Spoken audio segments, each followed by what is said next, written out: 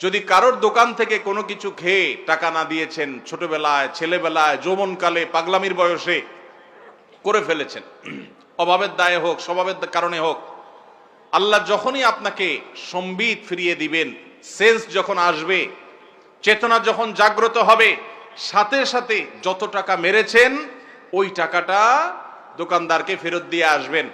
যদি স্বীকার করতে লজ্জা লাগে, স্বীকার করার দরকার নেই, দোকানদারকে বলেন যে টাকাটা আপনি পাবেন, যেভাবে হোক রেখে দেন, অথবা যে কোনো ভাবে দোকানদারের ক্যাশে টাকা আপনি দিয়ে দেন, বাস দায়মুক্ত হয়ে যাবেন। আর যদি না দেন তাহলে কিয়ামতের ময়দানে এই দোকানদার আপনার সামনে দাঁড়ায় যাবে।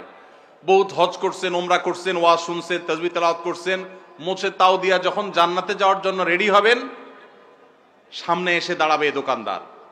ও যে চা বিস্কুট খেয়ে চলে গেছে দাও নাই, এলাকার রাজনৈতিক নেতা